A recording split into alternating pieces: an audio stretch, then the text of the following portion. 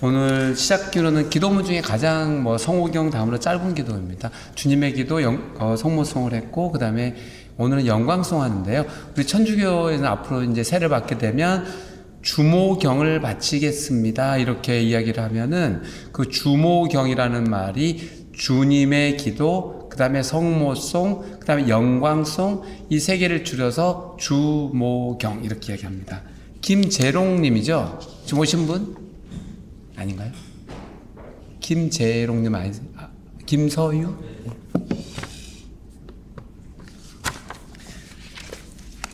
그래서 가장 많이 듣게 됩니다.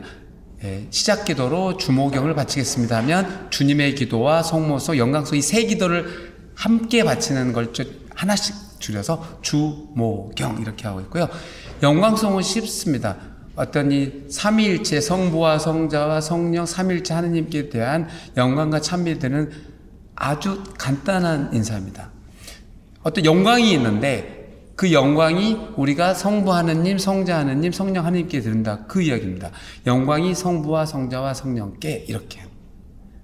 근데 시간을 하느님께서는 공간을 초월해 계신 분이기 때문에 처음과 같이 이제와 항상 영원히서 과거, 처음, 그 다음에 지금, 현재, 그리고 미래 끝점까지 시간 간격 안에서 이게 연결되어 있다는 걸 이야기합니다. 영광이 성부와 성자와 성령께 처음과 같이 이제와 항상 영원히입니다. 네, 그렇게 이제 하면 되기 때문에요. 이제 아직 못 읽으셨을 것 같아서 시작기도 252쪽 그걸 보겠습니다. 밑줄 부분에서 고개를 숙인다 이렇게 되어 있는데요.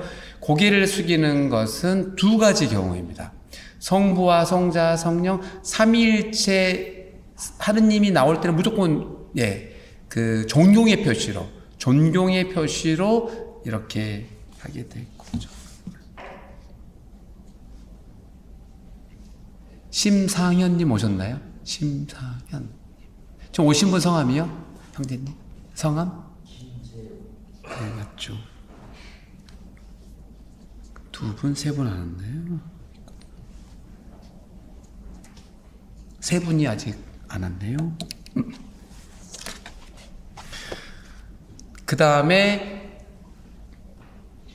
육하의 신비라고 합니다. 하느님인 분이 인간이 됐다. 이따가 이제 성사에서 이야기할 텐데 예수님이 저희는 하느님이셨다고 믿습니다. 원래 하늘에 계셨는데 크리스마스 때 이 세상으로 인간이 돼서 오시는 것을 갖다가 육화의 신비입니다. 육이 뭐예요?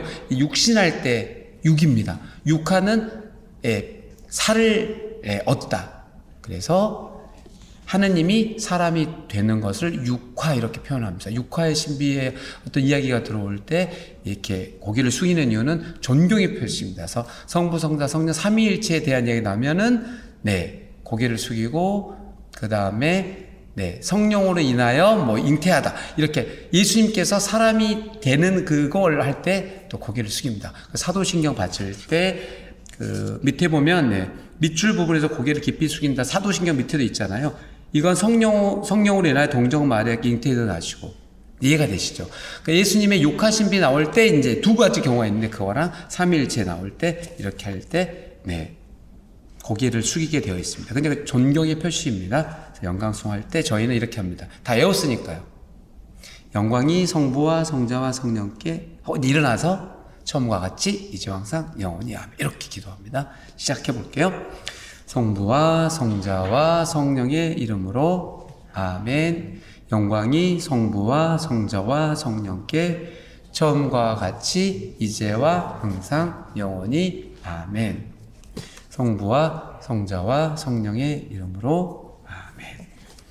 네, 반갑고요. 오늘은 좀 짧게 해야 되는데 5분이 벌써 지나버렸고 또 두 분이 이제 안 왔네요. 오셨고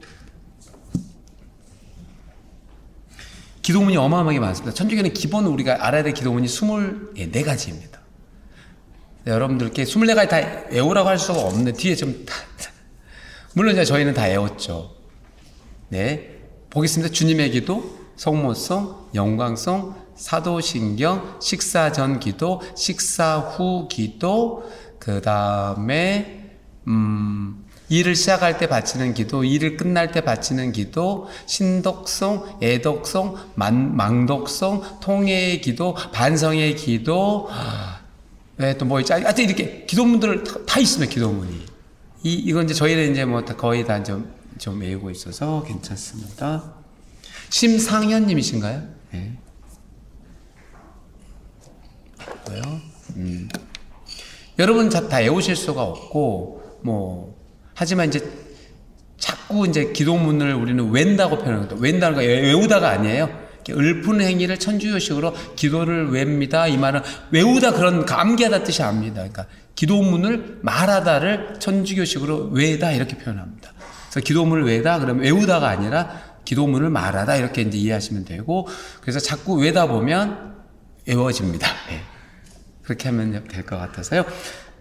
여러분에게 제가 특별히 지금 시간도 얼마 7주 동안 했었기 때문에 시험을 볼 수가 없죠. 지금 기도문 외운 거 해보세요 할 수가 없잖아요. 다른 것들을 좀 하긴 할 텐데 그렇게 하겠습니다. 오늘은 이제 성사에 대해서 이야기를 하고, 성사는 7가지가 좀 있게 되는데 그 중에서 3가지, 인문성사라고 불리는 세례성사, 그리고 성체성사, 견진성사 3가지만 하겠고요. 다음 주는 이제 마지막 교리죠. 다음 주 이제 4가지 성사에 대해서 하고, 네, 7주간의 교리를 마감하겠습니다. 이 성사, 한자어입니다. 한자어. 거룩한 일. 거룩하다라는 것은 하느님께만 유보돼서 쓰는 표현입니다. 하느님께서 무언가 하는 행위는 다 거룩합니다. 물론 사람들이 할 때 거룩할 수 있지만 저희는 거룩하지가 않다고 했죠. 교회할 때 사람이 거룩하진 않죠. 교회가 거룩하다라는 것은 사람이 거룩한 게 아니라 그 교회를 하느님이 만드셨기 때문에 거룩하다라고 제가 했잖아요. 그러니까 하느님 그분만이 거룩하신 분이기 때문에 그렇습니다. 그래서 성사도 거룩한 일은 하느님이 하시는 일이기 때문에 거룩합니다. 그래서 성사라고 불리고 있는데요. 내가 이제 책을 우연히 봤는데 저희 이야기이기도 하고, 이제 저희 교구는 아닌데 서울교구 신부님이 어떤 쓴 좀 글이 있는데요. 그 내용이 정말 성사에 대한 이야기를 가장 잘 묘사하고 있는데요. 한번 읽어보겠습니다. 저희는 인천교구 신부들은 이렇게 성당에 한번 오면은 5년 주를 계속 바꿔야 됩니다. 5년 단위로 계속 바꿉니다. 그래서 너무 좀 힘듭니다. 정이 들면 계속 정을 떼야 됩니다. 또 정이 들었잖아요. 5년 같이 지내면 이제 정이 들잖아요. 떠날 때 또 이제 정을 또 떼야 되고, 다른 데 갔다 정을 붙이고, 또 5년 지나면 또 정 떼고 가고 계속 그걸 합니다. 막 지칩니다. 지쳐. 그래서 그 내용이죠. 저도 여러 차례 경험을 비슷한 걸 했는데요. 그 내용을 한번 좀 읽어볼 테니까요.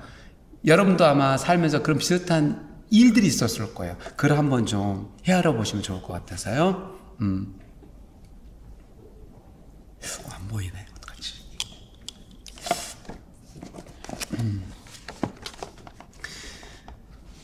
사제는, 저희 신부를 사제라고 합니다. 교회 공식 용어입니다. 사제는 자신이 몸담았던 공동체를 평생 짝사람처럼 마음속에 담고 살아갑니다. 한 번은 장례식이 있어서 먼저 있던 성당에 가야 했는데 멀리서 성당에 종탑이 보이자 심장이 쿵쿵 뛰었을 정도입니다. 공동체와 맺은 추억은 사제 생활에서 큰 행복과 위로가 됩니다. 그런데 인사이동이 반복되고 이별의 아픔을 겪으면 나름대로 마음을 강하게 먹으려고 노력합니다. 새 임지에서는 냉정하게 마음을 먹고 정도 주지 않으려고 애를 씁니다. 그러나 정작 임지를 떠날 때 고별사를 하다 보면 어느새 눈물이 흐르고 가슴이 아려옵니다. 첫 주임신부로 사목했던 어느 성당을 떠날 때였습니다. 마지막 고별미사가 있던 일요일 4학년짜리 꼬마가 하루 종일 제 뒤를 졸졸 따라다녔습니다. 그 녀석은 제가 성당에 처음 부임했을 때 꽃을 준 화동이었습니다. 그 당시는 유치원에 다니는 꼬마였는데 5년이 지나 어느 틈에 키도 훌쩍 크고 늠름해져 있었습니다. 막상 제가 이 성당을 떠난다고 하니 내심 섭섭했나 봅니다. 낮부터 집에 안 가고 내 주위를 서성거렸습니다. 그 아이의 어머니가 와서 이렇게 기뜸해 주었습니다. 신부님과 헤어지는 것을 무척 섭섭해하네요. 그 아이는 밤이 되었는데도 집에 가지 않으려고 고집을 부려 저는 일부러 그 아이에게 야단을 쳤습니다. 이 녀석아, 이제 집에 가야지. 하루 종일 공부도 안 하고 성당에서 뭐 하는 거야? 나는 녀석의 마음을 모른 척 했습니다. 신부님, 내일이면 다시 못 만나잖아요. 그래서요. 금방이라도 아이 눈에서 눈물이 흐를 것 같았습니다. 그 애의 눈을 보자 나도 하루 종일 참았던 눈물이 주르륵 흘렀습니다. 난 눈물을 안 보이려 돌아서면서 짧게 소리쳤습니다. 그래도 이제 어서 집으로 가. 하고는 사제관의 문을 쾅 닫았습니다. 그런데 잠시 후 초인종이 울렸습니다.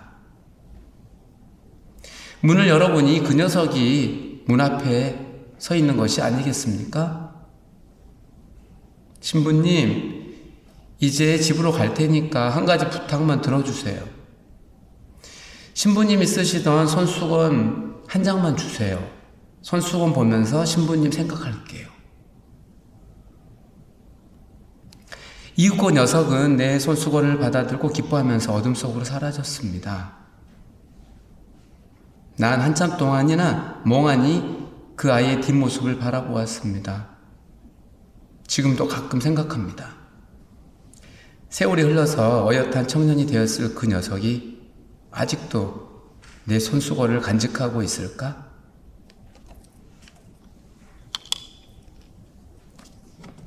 어떠신가요?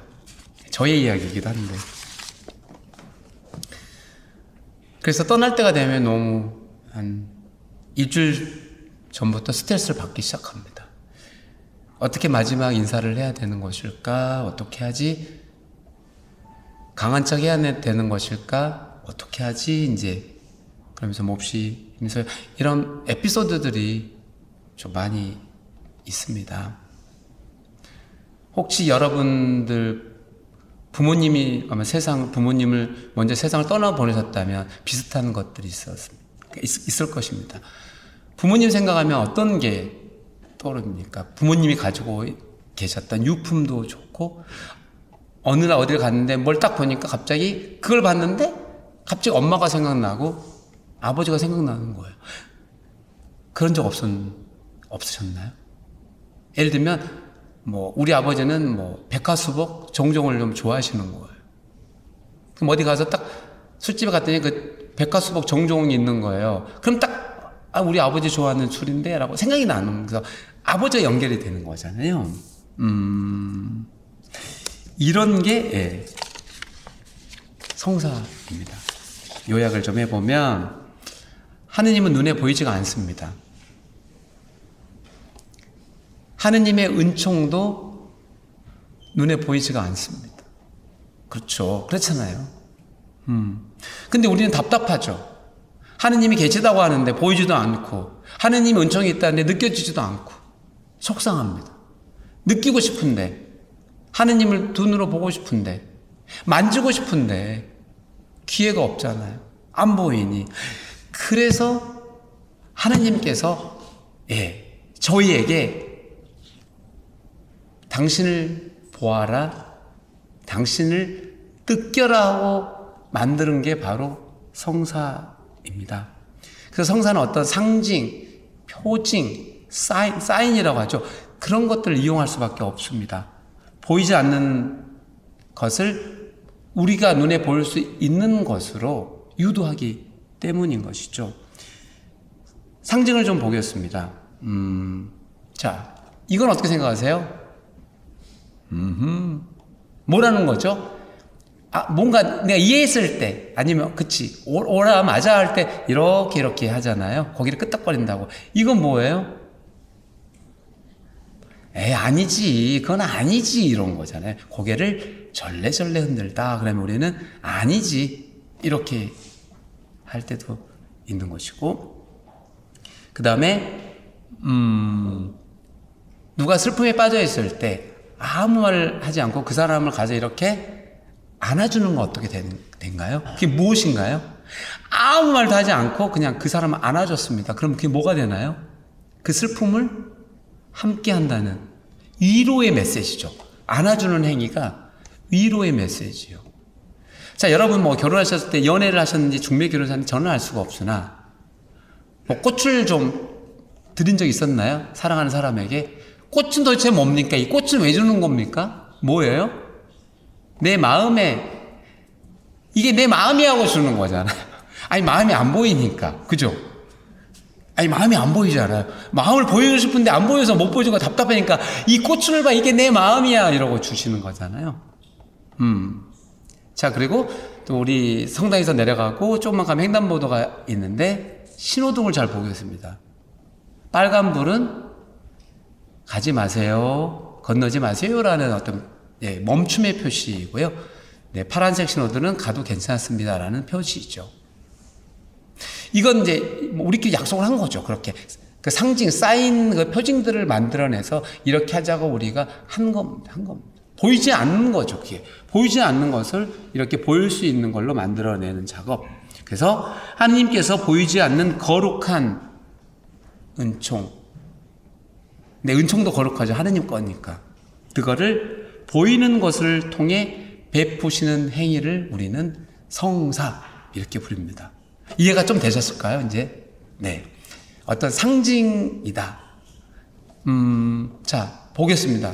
그렇다면 하느님이 안 보이는데 보이지 않는 하느님을 직접 보고 만지고 보이게 해준 최초의 성사가 있습니다. 무엇일까요? 그럼 쉽습니다. 아니요. 잘 보겠습니다. 이분이 하느님이시다라고 직접 보여주는 사람이 있었습니다. 하느님은 보이지 않지 않습니까? 계신 건 알지만. 그래서 이분이 하느님이시라고 눈으로 직접 보고 만질 수 있도록 해준 사람이 있었습니다. 누굴까요? 예수님이시죠. 네, 맞습니다. 그래서 최초의 성사는 바로 예수 그리스도입니다. 하느님이 보이지 않았고 하느님이 은총이 있다고 뭐 예언자들이 이야기를 구약에서 했지만 실질적으로 눈에 본 적은 아무도 없죠. 구약에서는 하느님을 보면 다 죽는다고 믿었습니다. 하느님을 보면 죽는다고 구약 성사에 써져 있기 때문에 하느님을 볼 수도 없었죠. 하느님을 보았다고 전해지는 모세 역시도 하느님의 정면을 보지 않고요. 하느님의 뒷모습 저기만 보았다라고 탈출기에 전해지고 있습니다. 그만큼 하느님 본 순간 죽는다. 그렇기 때문에 볼 수가 없다. 그렇게 생각하시면 됩니다. 그래서 우리는 예수님을 하느님의 성사라고 부릅니다. 보이지 않는 하느님이 예수님이 인간이 되어 오셔서 직접 우리랑 같이 이야기도 하고요. 밥도 같이 먹고 약주도 같이 드시고 네, 그리고 아픈 사람 고쳐주고 하느님이 하실 수 있는 거룩한 그 은총을 예수님을 통해서 우리가 직접 보고 이제 체험한 거예요. 그래서 예수님 그 당신 자체가 최초의 성사였던 겁니다. 그래서 우리는 예수 그리스도를 하느님의 성사라고 이렇게 부르게 됩니다. 자, 그 다음 또 퀴즈 넘어갈게요. 예수님은 돌아가셨고 다행히도 3일 만에 사흘 만에 부활하셨고 또 지상에서 제자들과 50일 동안 머물다 40일이 되고 나서 하늘로 올라가셔서 지금 또 옆에는 안 계십니다. 우린 예수님을 만나고 싶어도 못 만납니다. 그래서 뭘로 만나야 되는 거예요? 네, 성체로 만나고 있죠, 현재는. 그런데 그건 이제 성체인 것이고 하늘에 계신 예수님을 우리가 만날 수 없는데 지금 예수님을 만날 수 있는 실체가 있습니다. 그것도 성사인데 그건 무엇일까요? 그건 무엇일까요?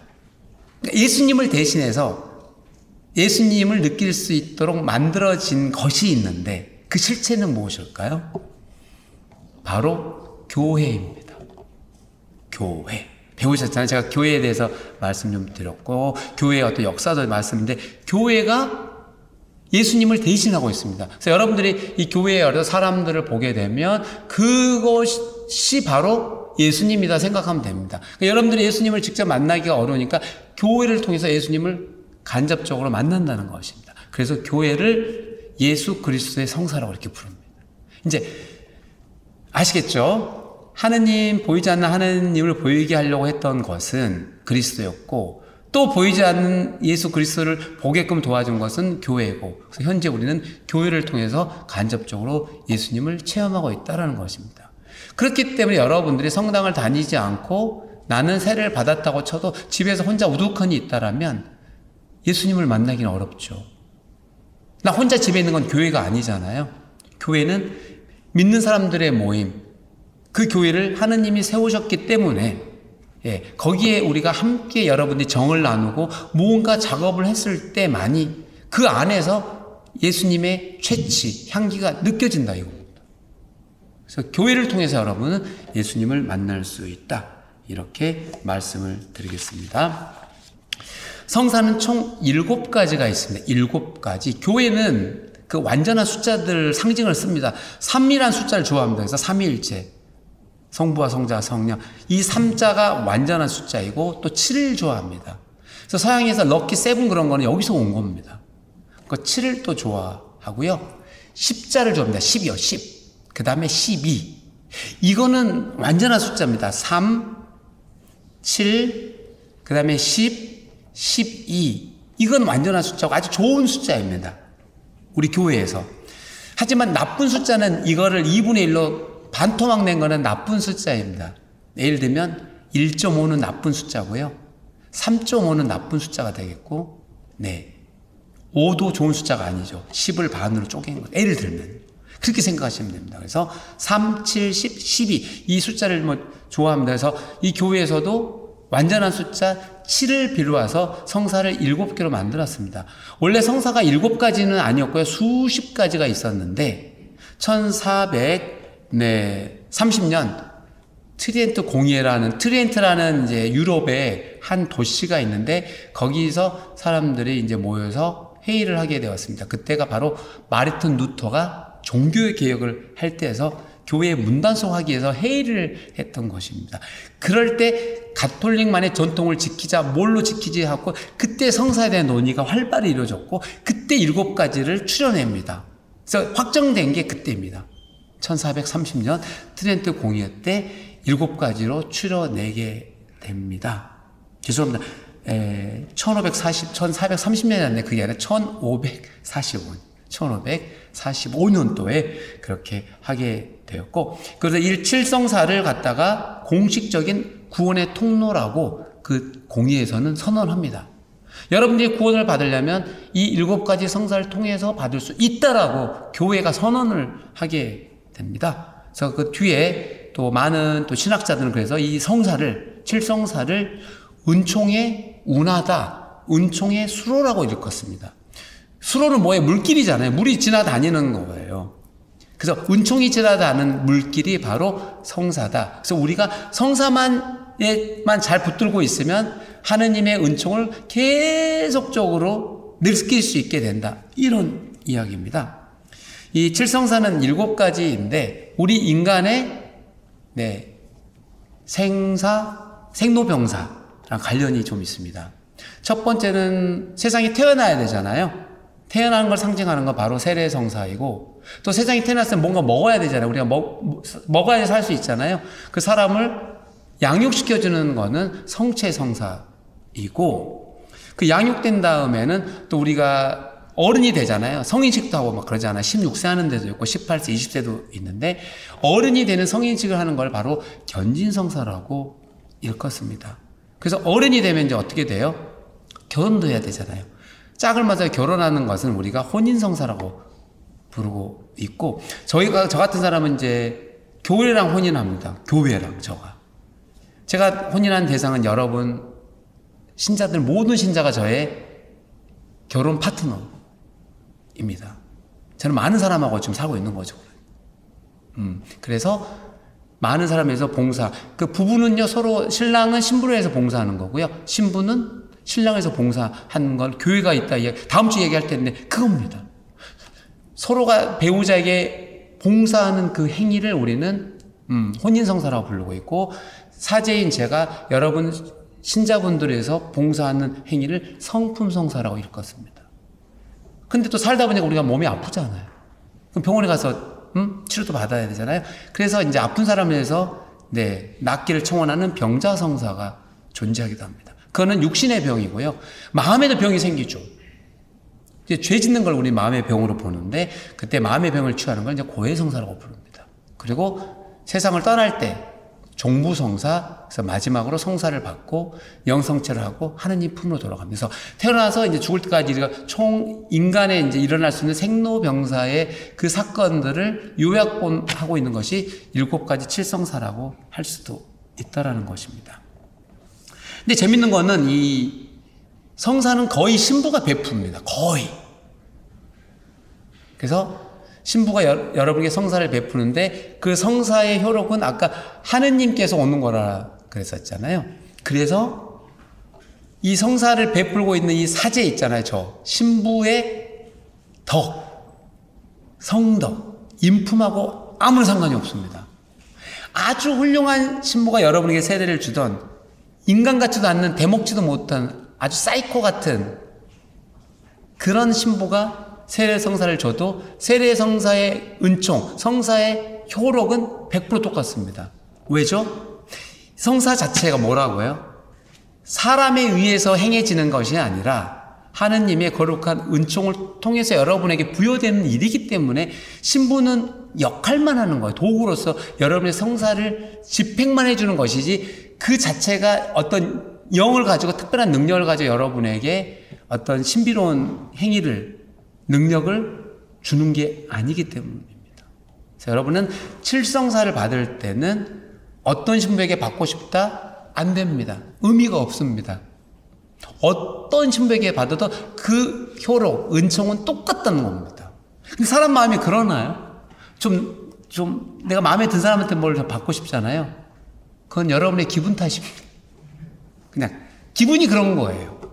그랑은 아무 상관이 없다라는 점을 말씀드리고요. 그래서 이거를 이제 그 천주교 용어로 사효성이라고 합니다. 그러니까 성사의 어떤 효력은 신부의 성덕과 상관없이 하느님께서 베푸는 거기 때문에 효력은 동일하다 이렇게 보는 것이고, 인효성, 반대말 인효성은요 그 행위로서가 아니라 사람의 아까 덕에 따라서 효력이 다르다는 겁니다. 그건 인효성인데 바로 그건 준성사입니다. 성사는 7가지가 있지만 성사랑 비슷하게 효력을 발생하는 행위가 있는데요, 그것도 거룩한 행위들입니다. 칠성사에는 들어가지 못한 것들, 그 외의 것들은 준성사라고 불리게 되는데요, 성사의 특징을 가지고 있는 것도 상징입니다. 그래서 3가지가 있는데 먼저 첫 축복이 있고 그 다음에 축성이 있고요, 구마가 있습니다. 구마가 재밌을 것 같지 않아요? 구마는 뭘까요? 엑소시즘입니다. 우리나라 말로는 퇴마라고도 번역이 되어 있는데 우리 한국 천주교회는 퇴마라고 부르지 않고요, 구마라고 부릅니다. 왜 그럴까요? 퇴마는 무슨 뜻이에요? 마귀를 어떻게 한다? 물리치다죠. 구마는 뭘까요? 마귀에서 구해내답니다. 의미가 조금 다르죠? 사실 뭐 똑같은 말이겠죠. 마귀를 물리치고 나면 구원내는 거니까 사실. 근데 그 용어의 표현인데요, 마귀의 지배에서 벗어나는 그 의식 행위를 구마라고 하는데, 구마는 아무나 할 수 있는 게 아닙니다. 그 교회의 집권자인 주교가 임명한 신부 그 사람만 구마 예식을 할 수 있습니다. 저는 그걸 못 받았어요. 저는 구마를 못합니다. 어떤 사람이 왔고, 신부님 저 마귀 들렸어요, 마귀 좀 어떻게 벗어나게 해주세요 라고 하면, 죄송합니다, 저는 못합니다. 그래서 제가 이제 마귀를 쫓아낼 수 있는 그런 신부님께 이제 보내죠. 저는 못하니까. 그렇게 하게 돼요. 이것도 이제 준성사에 들어갑니다. 그리고 이제 축복해주다 하죠. 축복은 복을 빌어주다. 이 축복 역시도 이제 하느님께서 여러분에게 복을 내려주는 행위를 축복이라고 하는데요, 축복을 주는 거는 사람에게 주죠. 제가 여러분에게 줄 수 있는 거죠. 사람에게 줄 수도 있는 것이고, 건물에도 축복을 줄 수가 있죠. 건물. 여러분 그래서 집 새로 이사 오면 제가 집에 가서 축복을 해줍니다.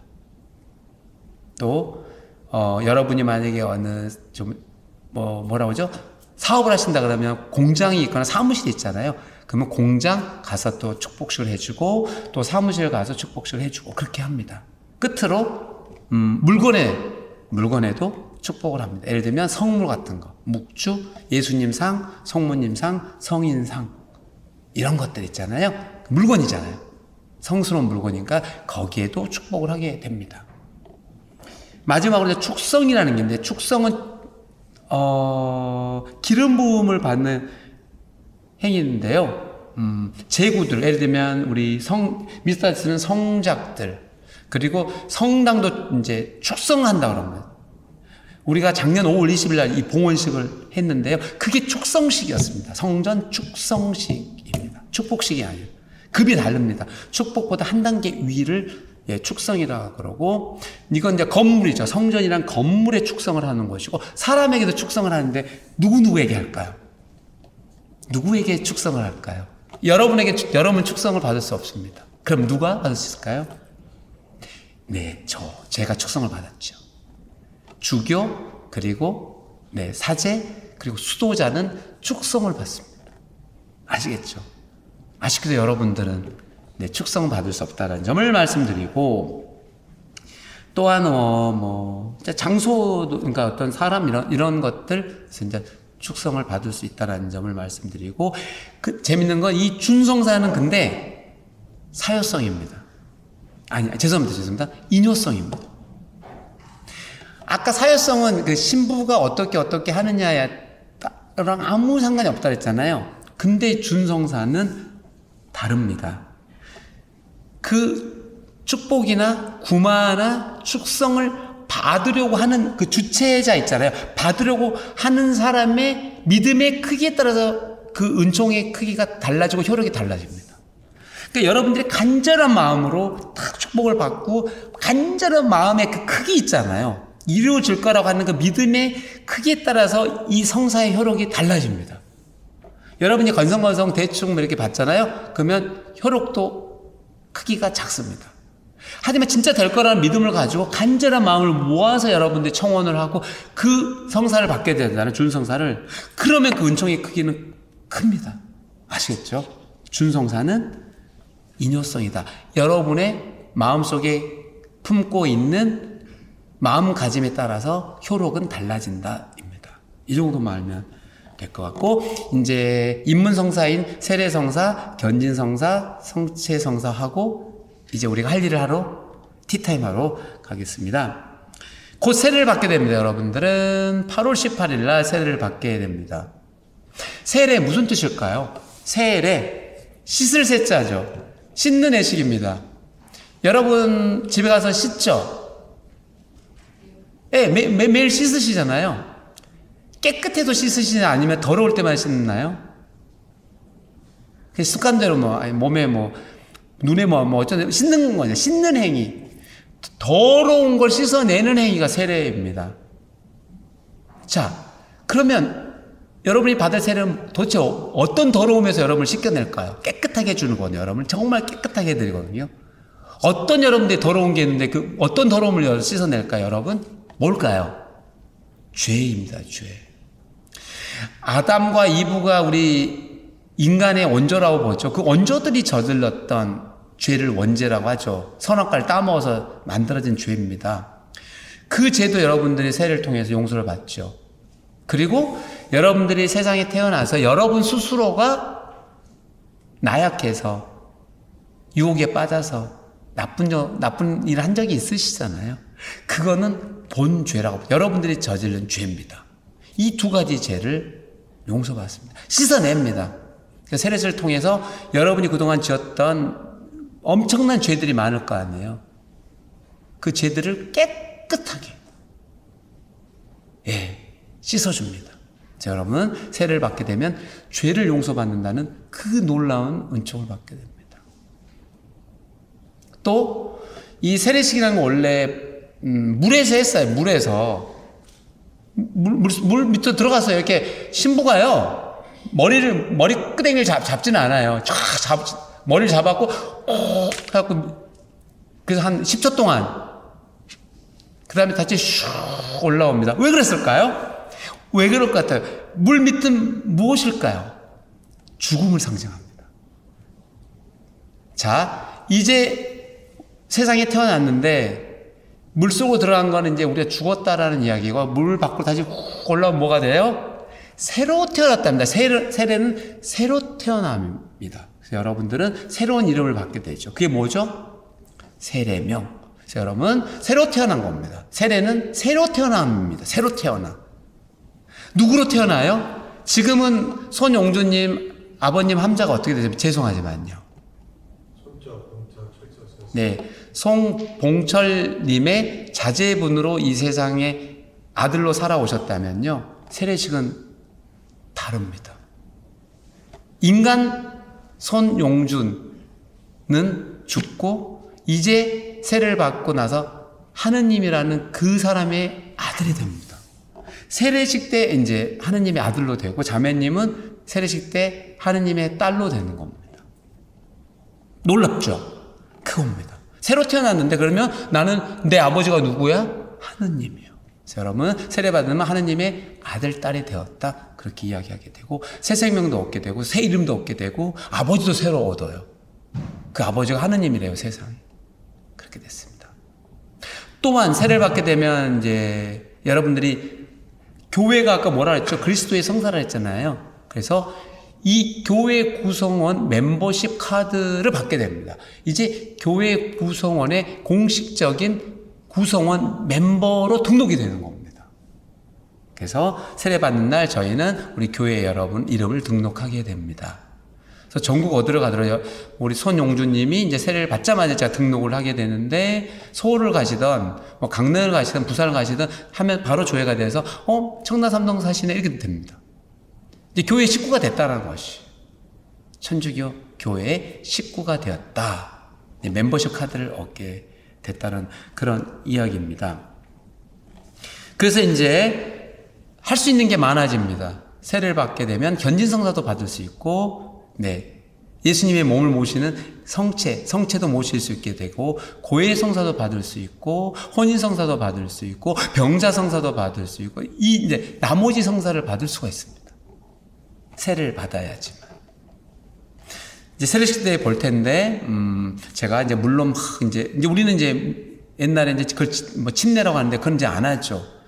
너무 이제 간소화시켜서 이마에다 제가 3번 성부와 성자와 성령의 이름으로 당신에게 뭐 세례를 줍니다, 이렇게 이제 간단하게 이마에다 물을 붓는 행위로 이제 대신하고 있는데요. 그러고 나서 제가 크리스마 성이라고 하는 축성 성유를 이마에 쭉 기름을 이렇게 발라줍니다.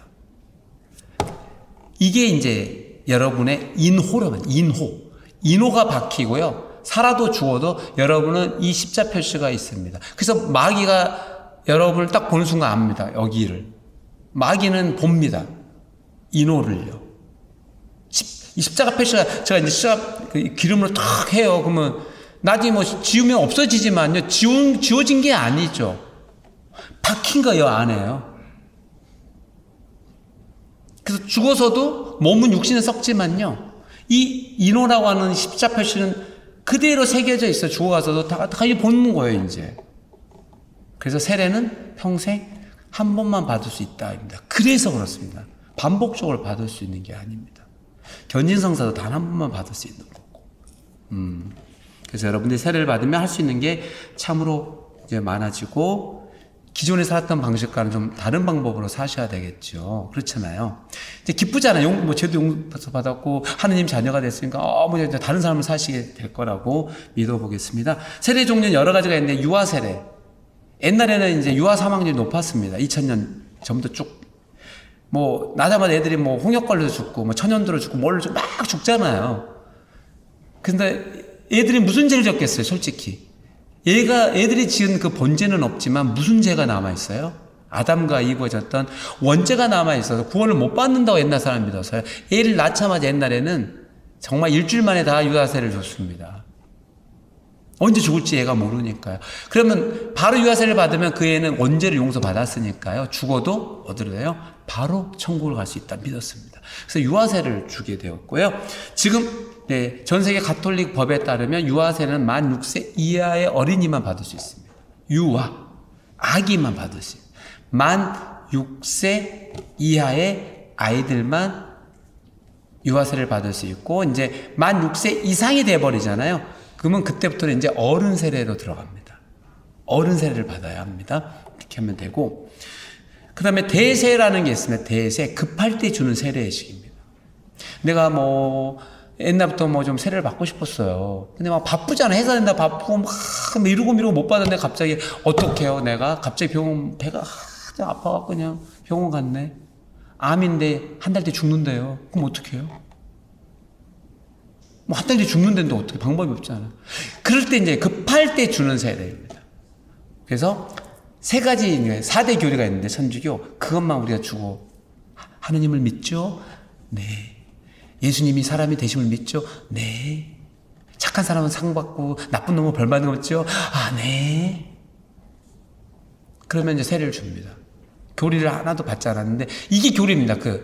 급하니까 이 사람 곧 죽잖아요. 급하니까. 급한 사람에게 주는 그 세례를 대세라고 해서요. 그 정도만 네 믿습니다. 그러면 이제 바로 거기서 세례를 줍니다. 그걸 대세 이렇게 이야기하고 있고요.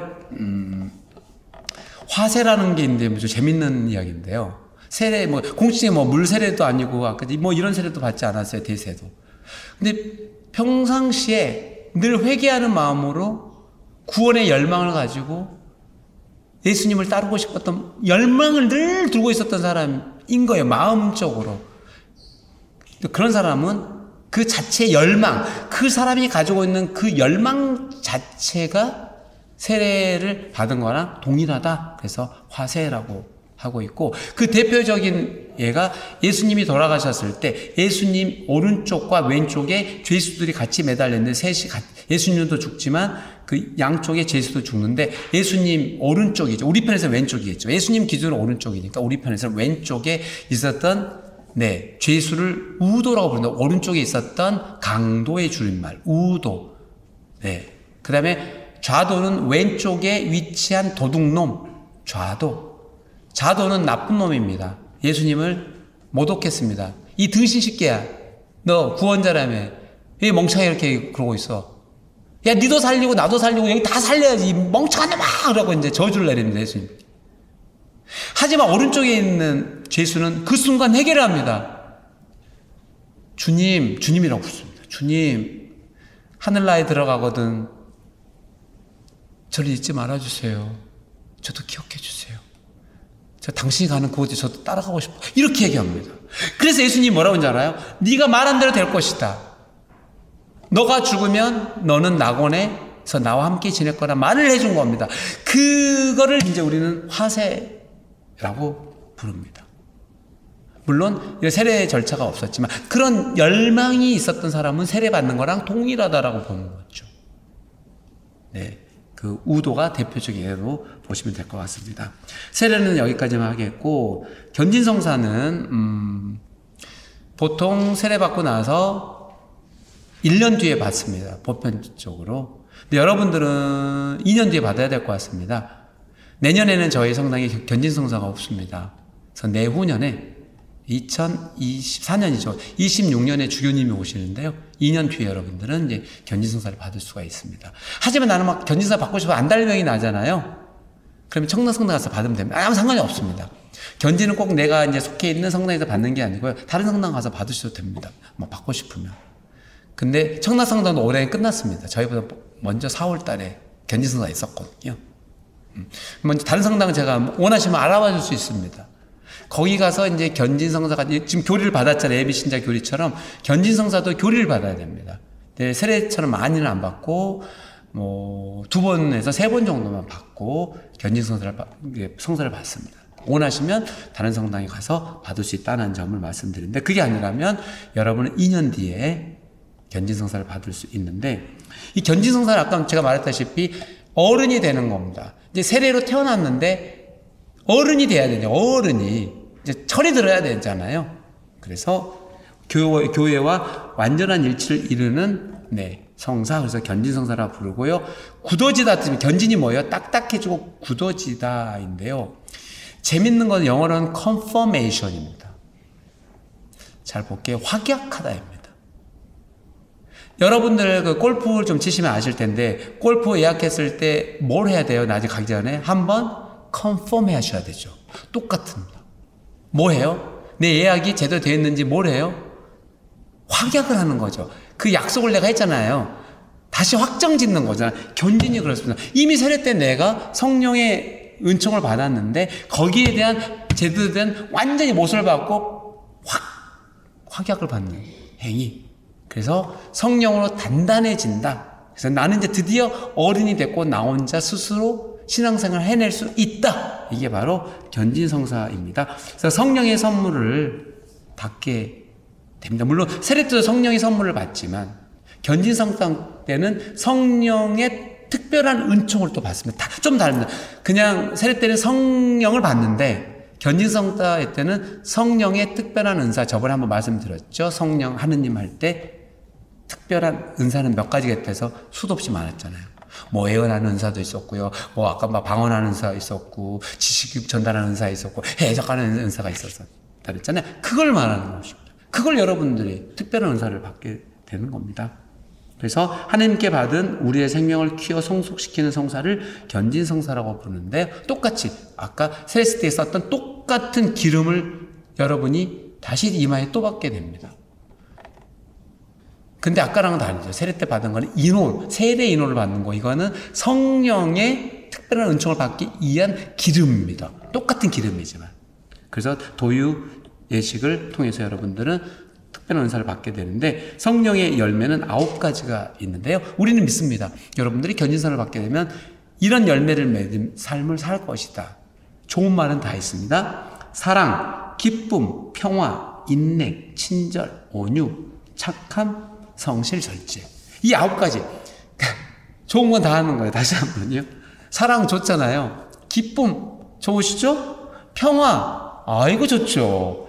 인내는 쓰고 열매를 다는가요? 인내도 좋은 겁니다. 우리 천주용으로. 그 다음에 친절 너무 좋죠. 온유함 얼마나 좋아요? 선한 거, 착한 거 좋잖아요. 그리고 마지막 성실함, 항구함 좋은 거고요. 절제 너무 세지도 않고 약하지도 않고 너무 훅 나가지도 않고 근다고 뒤에 서지도 않고 탁 중용, 절제. 이 이제 견진성을 통해 여러분들이 이런 이 9가지 열매를 맺게 되기를 빌겠습니다. 마지막 이제 성체성사로 오늘 입문성사를 끝내고 티타임을 갖겠습니다. 성체는 그냥 그겁니다. 예수님께서 돌아가시기 전날 제자들과 최후의 만찬은 저녁 식사입니다. 아침 식사는 조찬이고요. 점심 식사는 오찬이고요. 저녁 식사는 만찬이죠. 그래서 최후의 만찬, 그건 뭐예요? 예수님께서 금요일날 돌아가셨는데 목요일 그 전날 저녁에 제 12제자들과 함께 식사를 했기 때문에 최후의 만찬, 예수님이 제자들과 드셨던 최후의 저녁 식사가 최후의 만찬. 그때 예수님께서 이 성체성사를 제정하십니다. 얘들아, 빵을 탁 쪼개서 줍니다. 빵은 이제 보시면 외국 가보셨어요? 인도나 그쪽 가봤나요? 중동 가봤나요? 랑 같은 거 있지만 화덕이 탁 피자처럼 굽잖아. 그럼 빵이 요만하잖아요. 그래서 예수님께서 그 빵을 다 척척 찢었죠. 우린 쪼갠다는데 찢는 게 더 맞을 거예요. 빵을 쫙쫙쫙쫙 찢어갖고 12개를 줍니다. 제자에게. 베드로야, 너, 안드레야, 야고보, 요한 척척척척척척 주면서 그때 미명합니다. 너희는 이거를 받아서 어떻게 해요? 먹어라 합니다. 먹어라! 이거는 빵이 아니라 내 몸이다입니다. 그 다음에 다시 포도주를 잔에다가 콜콜콜콜콜 따른 다음에 다시 제자들에게 돌립니다. 포도주 12잔을.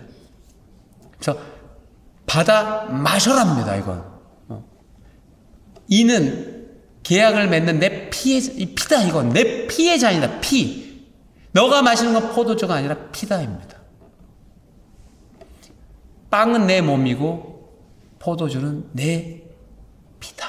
라고 그 최후 만찬 때 제자들에게 이야기했기 때문에 그걸 우리가 미사 때 재현을 하는 겁니다. 그래서 처음에는 그게 빵입니다. 그냥 포도주인데 제가 이제 교회에 부름을 받아서 아까 축성을 받았다 했잖아요. 축성을요. 그래서 교회에서 그 권한을 저에게 줬던 것입니다. 그냥 일반 빵을 제가 기도를 통해서 성령이 내려오시긴 하지만 그 기도를 통해서 그 일반 빵을 예수님의 몸으로 변화시키는 그걸 성변화, 거룩한 변화입니다. 그러니까 모든 거룩함이 들어간 건 다 하느님이 하시는 일입니다. 인간이 제가 하는 게 아닙니다. 그래서 성변화를 통해서 그게 빵이 아니라 예수님이 됩니다. 하지만 모양, 맛은 빵입니다. 눈으로 봐도 그건 빵입니다. 먹어도 빵 맛입니다만 예수님 몸이라는 거죠. 그래서 여러분들이 성체를 모시면 어떻게 돼요? 예수님을 먹게 됩니다. 그럼 예수님 우리 몸 안에서 예수님과 우리가 뭐가 돼요? 하나가 된다. 성체를 모시면 여러분들은 예수님과 하나가 된다. 일치를 하게 된다라는 것이고 또한 영적 양식이 된다라고 믿습니다. 육신의 양식 여러분들이 뭐 집에 가서 뭐 고기를 드시는 생선을 드시는 밥을 드시는 그렇게 육신의 양식은 그렇게 섭취하시면 되지만 영적인 양식은 달리 얻을 방법이 없습니다. 그래서 성체를 여러분들이 모시고 영해하고 먹어야지만 여러분의 영혼의 생명을 지킬 수 있다 이겁니다. 그러니까 성체를 안 먹으면 어떻게 돼요? 영혼이 죽죠. 썩습니다. 그 말을 좀 해드리고 싶었고 근데 아까 예수님도 빵이 하나였는데 12개를 찢어갖고 제자한테 줬다는 것처럼 여러분들 앞에 성체에 모시게 될 때도 그 성체도 원래 하나의 빵을 작게 다 쪼갠 겁니다. 근데 모양을 동그랗게 만든 거는요, 그 프레스가 있습니다. 빵, 이만한 빵이 하나 있습니다. 거기에 프레스로 그냥 꾹 눌러갖고 다 쪼갠 겁니다. 하나의 빵에서요. 그래서 여러분 자신들이 한 몸이라는 거, 교회의 한 공동체 한 몸이라는 걸 상징하고 있습니다. 성체를 모시면 여기서 100사람이 와서 같이 모시잖아요. 그럼 한 빵 덩어리에서 같은 빵을 먹은 겁니다. 그게 예수님의 몸이고 그래서 여러분들은 같은 처음 본 사람이지만 누군지도 모르지만 같은 식구죠. 같은 음식을 먹었잖아요. 그래서 신자들과의 친교를 이루고 같은 식구가 된다는 가족이 된다는 그 놀라운 점입니다. 그래서 영성체 할 때는 외국 같은 경우는 두 가지를 할 수 있습니다.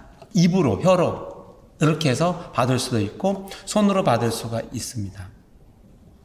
그렇지만 한국은 죄송하지만 거의 손으로 받자 통일했습니다. 왜 그랬을까요?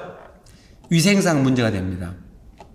입으로 하다 보면 신부가 여기 손가락, 검지손가락에 혀가 닿으면 침이 묻으면 그 다음은 어떻게 해야 되는 거예요? 이러면 되나요? 안 되잖아요. 그래서 그렇습니다. 위생 문제 때문에 할 수 없이 손으로만 하고 있고 그래서 여러분들이 손으로 영성체를 모셨는데 이러고 나오면 탈락. 그러면 여러분들 이렇게 나오잖아요. 성체 모신다. 주세요. 그럼 제가 그럽니다. 세례님이 뭐예요? 없는데요? 그럼 제가 안녕히 가세요. 세례를 안 받았군요. 안녕히 가세요. 이럽니다. 저희만의 사인이 있습니다. 그래서 천주의 신자고 세례 받았고 영성체를 받을 수 있는 우리만의 사인이 있습니다. 왼손입니다. 왼손을 위로 놓으시고 오른손을 왼손 등 이렇게 받아야 돼요. 이게 우리만의 상징입니다. 왼손을 이렇게 확 피면 안 됩니다. 확 그냥 펴버리면 떨 밑으로 흘러내려갈 수 있으니까 확 피지 말고 이 정도로요. 이 정도로 이렇게 됐죠. 그죠? 그러면 사제인 제가 여러분에게 그리스도의 몸 하면은 아멘. 아멘이 무슨 뜻이라고요? 그렇다고 믿습니다. 그렇게 이루어질 것입니다. 아멘 뜻입니다. 그래서 제가 이거는 그리스도의 몸입니다 라고 이야기하는 그 약자입니다. 다 기니까 할 수가 없잖아요. 그래서 여러분에게 이게 그리스도의 몸인데 믿습니까? 하면 여러분은 아멘 하는 거예요. 그래서 이러고 이렇게 오시잖아요. 촉촉촉 와가지고 예수님이잖아요. 예수님 몸이지만 또 예수님이니까 예수님 앞에 더 큰 절을 하죠. 이렇게 깊은 절을 촉 하고 예수님 맞을 준비를 하고 딱 손을 내밀면 제가 그리스도의 몸 하면 여러분들이 아멘 하면 제가 바닥 위에 예수님을 이렇게 놓아줍니다. 그럼 여러분들은 검지손가락을 가고 옆으로 두 걸음, 개걸음으로 옆으로 이동을 하셔서 이렇게요. 간 다음에 들어가시면 이렇게 됩니다. 아시겠죠? 그래서 이렇게 하면 무조건 이제 다른 성당 가서 안 줍니다.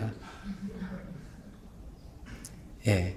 잘 모르는 사람이 올 수 있잖아요. 그래서 그렇게 하게 됐다는 점 말씀드리고요.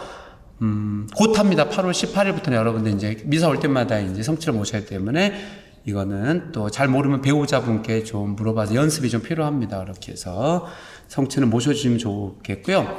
성체를 모시기 위해서는 좀 준비가 돼야 됩니다. 준비가 안 된 상태에서 성체를 모시면 그것도 죄입니다. 성체 모독죄입니다. 성령을 모독하다. 모령성체라고 합니다. 성체를 모독한 죄입니다. 내가 지금 성체를 모실 자격이 없는 상황인데 그걸 무시하고 성체를 모시면 네, 그 죄가 더 가중하게 됩니다. 자, 예를 들면 내가 10계명의 죄를 지잖아요. 그럼 고해성사를 봐야 됩니다. 고해성사를 보지 않으면 성체를 모실 수가 없습니다. 그래서 여러분들이 성당 와도 자리에 그냥 앉아 있어야 됩니다. 나오면 안 됩니다. 성체를 모시러. 미사는 참여할 수 있지만 성체를 모실 수가 없습니다. 그 대죄, 10계명이 나온 죄를 지었을 경우, 그리고 1시간 전에 음식을 섭취했을 경우, 그러니까 성체를 모시기 1시간 전에는 공심제라고 부르는데 공복제라고도 부릅니다. 공복, 배복자, 마음 심자 똑같죠. 마음을 예수님을 모시기 위해서 그 공간을 할애하다, 비워둬야 되는 거예요. 그래서 음식을 먹으면 안 됩니다. 어떤 것도. 하지만 두 가지는 예외입니다. 어떤 거는 막 먹어도 될까요? 두 가지는 예외입니다. 어떤 것도 안 돼. 두 가지는 그냥 뭐 5분 전에 먹어도 됩니다. 뭘까요? 두 가지, 물과 약이요. 물과 약만 예외입니다. 아시겠죠? 여러분들이 이제 예를 들면 미사 때 목마르면 막 드셔도 됩니다. 그리고 성체 아무 문제가 되지 않습니다. 그리고 여러분들이 지병이 있으시잖아요. 약 드셔야 되고 뭐 시간 맞춰 드셔야 될 경우 있잖아요. 그럼 약은 그냥 아무 때나 드셔도 되고 또 성체를 받으면 뭐. 근데 다른 건 무조건 안 됩니다. 커피 안 됩니다. 껌 안 됩니다. 담배 안 됩니다. 다 안 됩니다. 아시겠죠? 예. 두 가지 빼놓고 다른 걸 내가 만약에 먹었다. 그러면 이제 1시간 안 됐잖아요. 그러면 가만히 자리에 앉아 있어야 됩니다. 나오면 안 됩니다. 근데 나와서 성체를 그냥 남들 눈치를 딱 보니까 아이씨 나가자 라고 하면은 이게 뭐라고요? 네, 성체를 모독한 죄가 돼서 큰일 납니다. 창피한 일은 아닙니다. 뭐 죄질 수 있지. 그럼 자리에 앉아 있으면 된다는 거죠. 그걸 우리는 네, 공복죄. 그래서 성체는 하루에 2번까지 모실 수가 있습니다. 2번까지.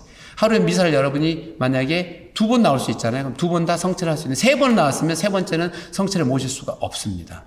사제는 외입니다. 사제는 뭐 3번이고 4번이고 해야 되니까 어쩔 수 없이 사제는 외이지만 사제가 아닌 여러분들은 무조건 하루에 2번까지만 영성체를 할 수 있고 3번은 못한다라는 점 말씀드리겠습니다. 그렇게 하겠고, 중요한 건 제가 좀 다 한 것 같기는 한데 시간이 좀 다 됐고 정확하게 1분 남았는데요. 내려가도록 할 텐데 마침 기도로 영광송을 일단 하겠습니다. 성부와 성자와 성령의 이름으로 아멘. 영광이 성부와 성자와 성령께 처음과 같이 이제와 항상 영원히 아멘. 성부와 성자와 성령의 이름으로 아멘.